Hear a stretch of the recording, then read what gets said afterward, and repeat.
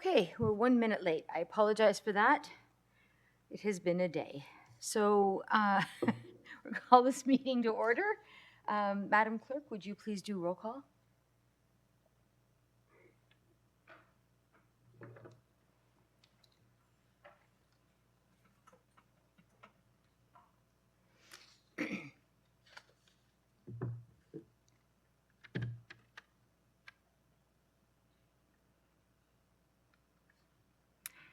Thank you. Commissioner Watton is here. She just wasn't in her seat fast enough to get under roll call. Is there any declaration of pecuniary interest? Seeing, 2:15? Okay. Okay.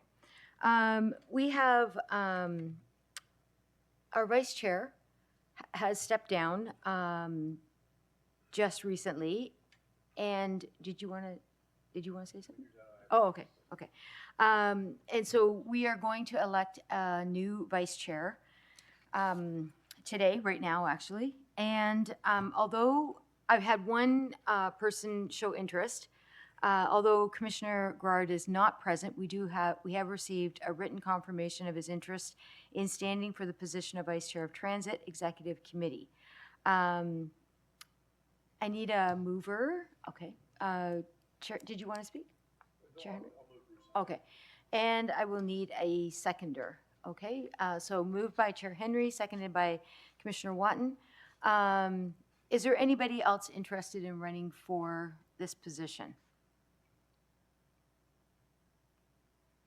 I don't see anybody online. How many times do I got to ask? Okay. Okay. All right. So, then, okay, here we go. I got a mover and a seconder. Oh, I need a mover and a seconder to close the nominations. Commissioner Watton, Chair Henry, all in favor? Thank you.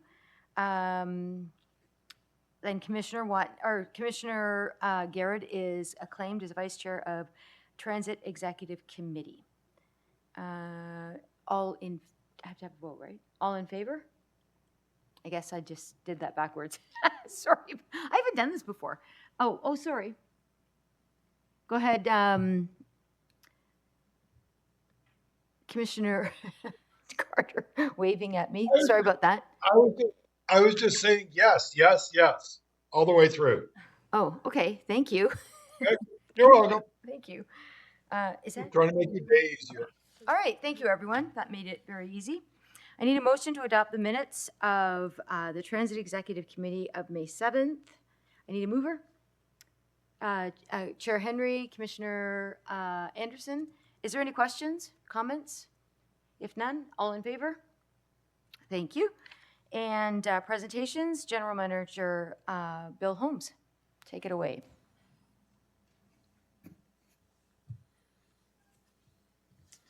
Great, thank you, Chair. Welcome to everyone here in attendance today.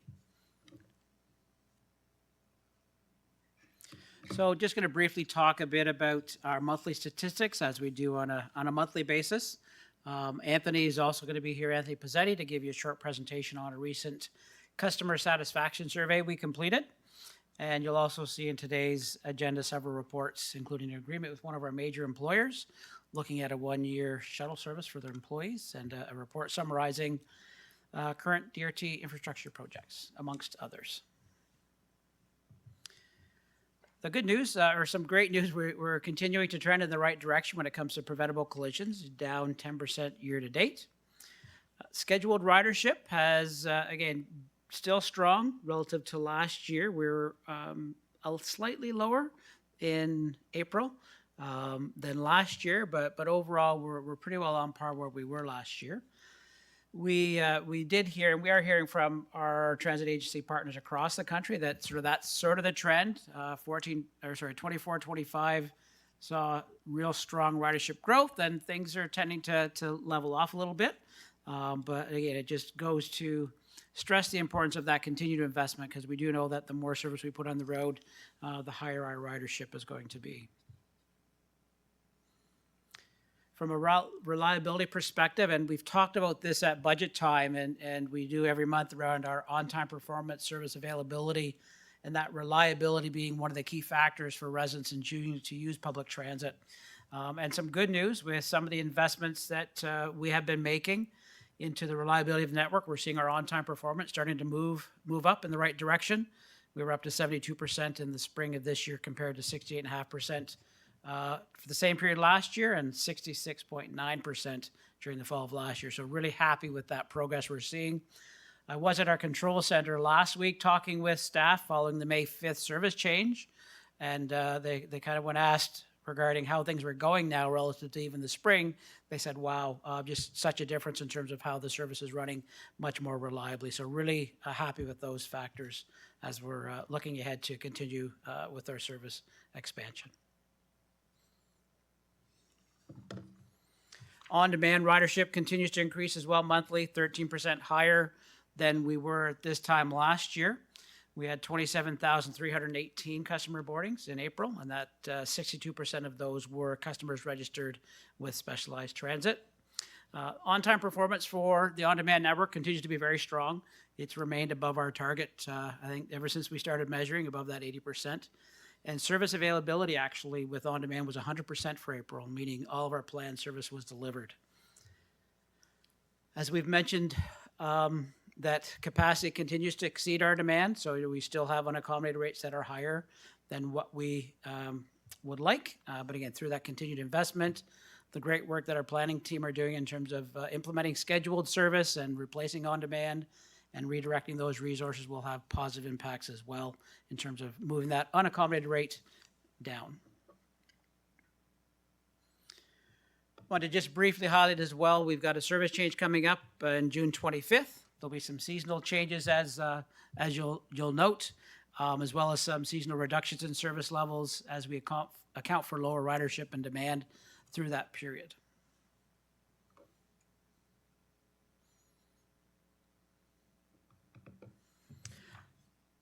Wanted to just get a quick highlight as well. We're doing some work in the background, working on our technology roadmap, something that we've been looking forward to over the past few years, finally moving that off the ground this year. And we had a number of key deliverables in the work that we're doing there in terms of looking at our strategic technology objectives and what's emerging through the industry, looking at our existing processes and structures within our Transit Technology Services Group, doing a current state assessment and a gap analysis of related to our software and our hardware, and then also looking at those recommendations and sequencing those out over the next few years to close those gaps and make our system even more technologically advanced in the industry, as well as providing those services that our customers are looking for.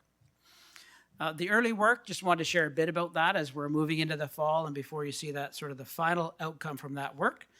We do have a few gaps. Overall, we're doing very well, but we do have some gaps in some areas, such as sort of integrations of reports amongst our applications. We have some communications issues. So as you know, we are on an open radio system, which means that what our control center is relaying out to the bus operator is heard by everybody. So we've got some challenges there we need to work through over the next few years. This isn't new, but real-time communication continues to be one of those issues that we need to focus on in terms of advancing that from a technology perspective to support our customers. And that also, we're also sensitive to the capacity we have to deliver on some of those strategic improvement programs that we'll be looking to advance. I also wanted to give you a brief update on the e-bus program. So as you know, we have our pilot of 6 buses going on right now out of the Oshawa garage, which is going very well. So we're putting those buses through the test, learning what we need to do as we grow that fleet. In 2026, we will be receiving 25 new battery electric buses. And we had planned on those going to our Ajax garage. However, as we've been preparing for that this year, we were informed by Alexicon that their system is at full capacity and they wouldn't be able to accommodate that work from us. It would require about a 3-year timeline and a significant financial investment from DRT to make that happen. So we have made the decision to have those next 25 buses, and probably the next couple years after that, going to our Oshawa depot where we have that capacity and we can accommodate that. So staff are now working with Power On to get that infrastructure planned and in place so that we can have those 25 buses on the road by the end of 2026. And my final update for this month, again, really proud to be able to continue partnering with our Diversity, Equity, and Inclusion Office and supporting the various activities throughout the year. The most recent one being June and Pride Celebration Month. And at the youth event here on Sunday, we had the bus that's fully wrapped celebrating the month. And again, very great job in terms of our communication folks and design as well, who are coming up with some of these wonderful designs that are really taking us to that next level and demonstrating our support, not only within DRT, but within the entire region. Thank you very much. Thank you. Don't see any questions. I know in the town of Ajax, we thank you because if you plug one of those in, we're likely to lose half of Ajax power. So we do appreciate that as much as I would like to have them in Ajax. Anyway, I think Anthony, right? Speaking from somebody who loses his power on a regular basis. Anthony, thank you.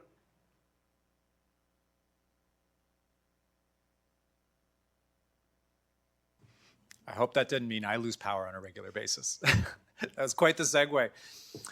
Good afternoon, everyone. I just want to have a quick conversation around customer satisfaction. Through the winter, DRT performed its first comprehensive customer satisfaction survey. And for once since me joining the organization, Bill didn't start his GM report with a quote. So I'm going to share a quote coming from Michael LeBoeuf, who is a business professor from the University of New Orleans, in which a satisfied customer is the best business strategy of all.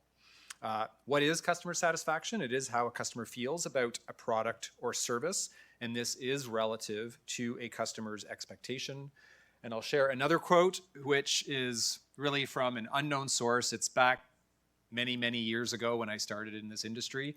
I had a member of management from my first company I worked for said, "Buses don't wait for people, people wait for buses," which is a sign of how the times have evolved, how customers' expectations have changed, and how we as an industry need to evolve as well.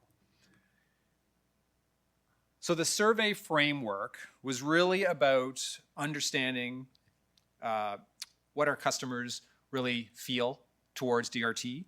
We wanted to get an initial benchmark of DRT's customer satisfaction, and we wanted to get that across a number of key touch points for that transit experience. We wanted to assess motivations and barriers to using DRT among both current and potential riders. And we wanted to analyze that feedback to identify actionable insights that will inform service improvements and enhance riders' experience. There was a qualitative portion of this work, which is really how people feel, and then the quantitative portion of the work, which is actually measuring people's responses to those various factors. And the detailed reports, if you really want to get into the data, they are attached in your package. It is a 60-odd page summary of the different survey results and how things are broken down by numerous factors. So if you want to dive into what I'm summarizing here today, it's there for you. Key takeaways. So a 70% satisfaction rating from our current users. The survey included about 800 people. This was a mix of demographics, a mix of ages, both users and non-users, both residents and people who travel into Durham. Major satisfaction criteria, they stated the safety of the ride and the comfort of the ride, and some key factors that we heard could be improved are things like on-time performance, the length of transfer times for those who are transferring between services, and then as Bill mentioned already in his previous report, real-time communication. So what is the awareness of DRT? Generally speaking, there is strong awareness, and that familiarity is strong across the region. There's a bit of variation depending on age group.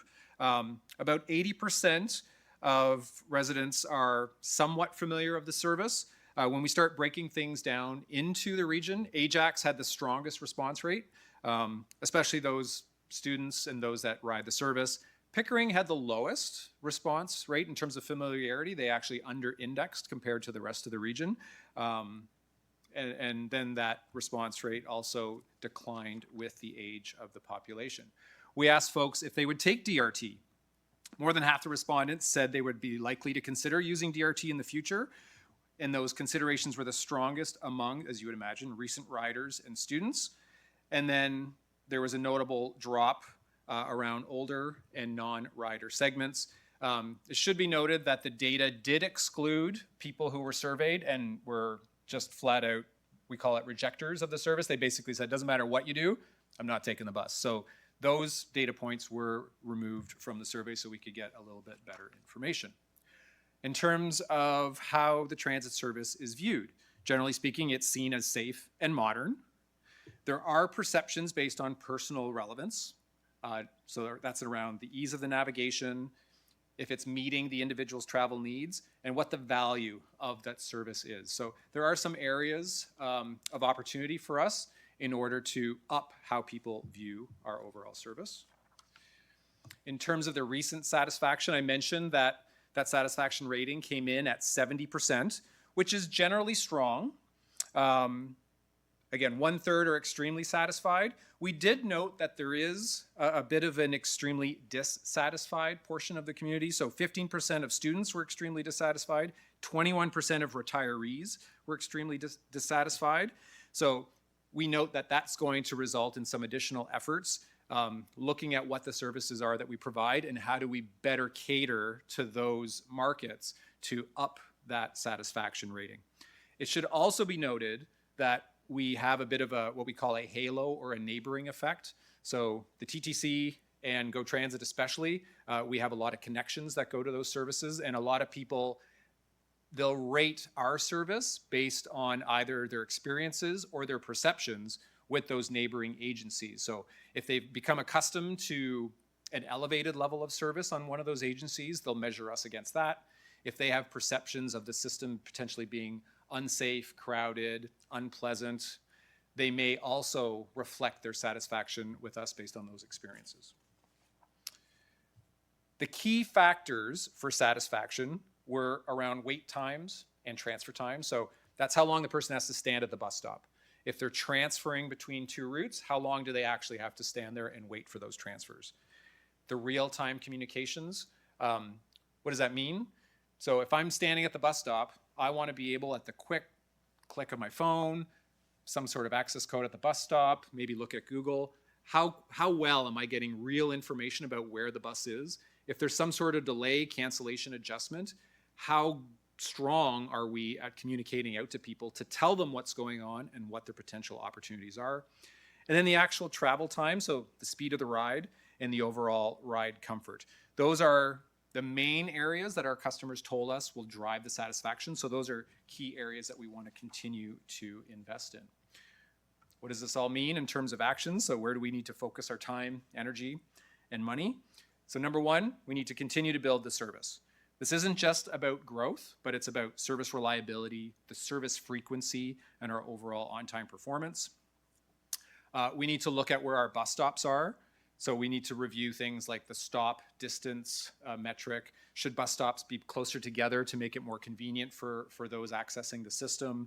We want to start looking harder at transit priority measures, so things like bus rapid transit, signal prioritization, essentially making the buses move faster than the general population in their cars, which will further encourage people to take the bus.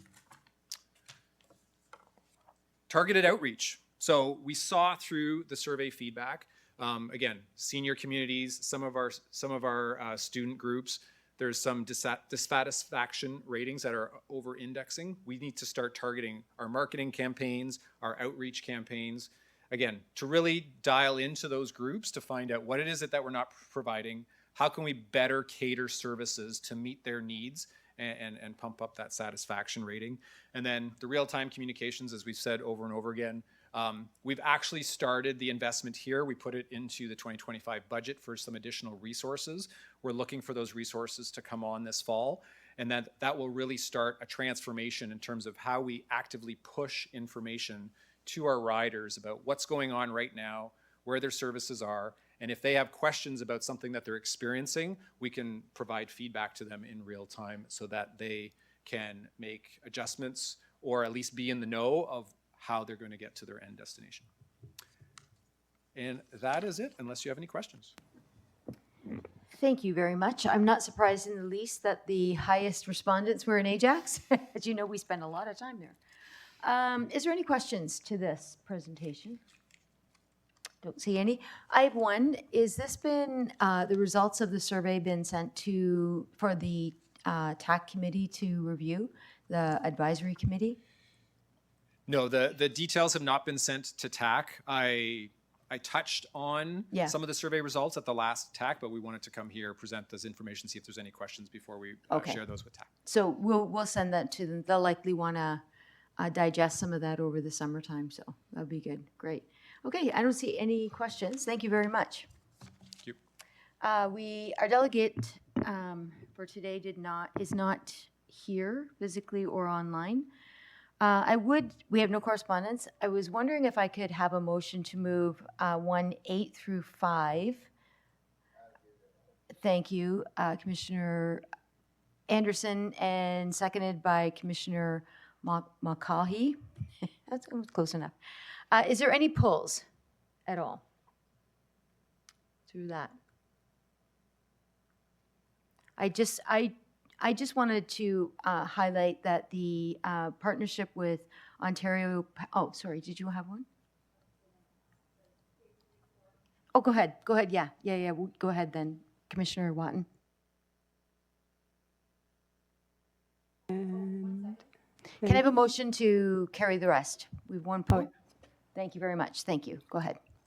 Thank you, and through you to Mr. Holmes. I just was curious about the Ontario Power Generation, the shuttle service. What does that really look like? I asked that in reflection to, with respect to our unaccommodated rates and so on.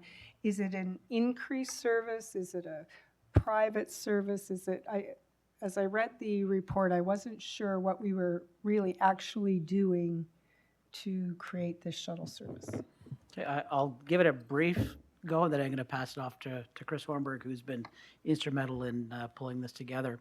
So it is a no-cost shuttle service to the region, so it would be fully funded by OPG. From a fleet and operator perspective, we have both. It's not impacting at all the revenue service hours that we have as part of the regular service network. It is completely separate from on-demand, so has no relationship to the on-demand network. And it is completely separate from regularly scheduled service and not impacting that as well. So it's not deferring or taking away any service from any other residents that we have budgeted for. So with that, I'll pass it on to Chris to see if he has more to add.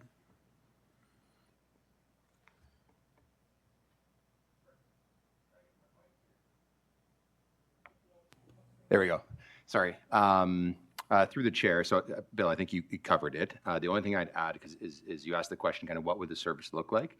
So we're planning to have the shuttle start at Oshawa Go. We'll go directly to the new OPG headquarters and back. We're going to run it during peak service. We're working through that with the OPG team right now. Kind of, when would you want the bus there? It's 14 minutes kind of back and forth, so it's pretty tight on a 30-minute GO train schedule. So we're thinking on the hour, but those are the kind of things that we're working through right now. And I think Bill talked about all the other elements so far. So do we know what type of vehicle we're using? Yeah, so through the chair, it would be an electric bus. And specifically, we're using one of our 6 pilot e-buses because those aren't within the service and financing strategy. So that's why it doesn't actually impact any scheduled service. Okay, because I'm thinking, where are we pulling out another vehicle? So anyway, okay, that's great. Thank you. Thank you, Manager. I will. Okay, so I need a motion to accept that report. Carried? All in favor? All right, thank you. Okay. Let's see now. Oh, yeah, we had a recommendation from the Transit Advisory Committee. I think at this point, I would like to recommend that we move this to staff and deal with this in September. Is that okay? I need a mover to do that. Okay, Chair Henry, Commissioner Watton. Is there any comments or questions about that? Seeing none, all in favor? Great, thank you. I have no confidential matters, no other is there any other business or new business? Commissioner Watton? I just have a comment that I think the wrap buses look awesome. Thank They you. look like they're really fun. Yeah, thank you. Any comments? Seeing none, our next meeting is September the 3rd at 1:30. Have a great summer. Enjoy your, what did I do now? Oh, yeah. I need a motion to adjourn. Poor Sarah really wants to go now. Commissioner Watton, Commissioner Anderson, all in favor? Thank you.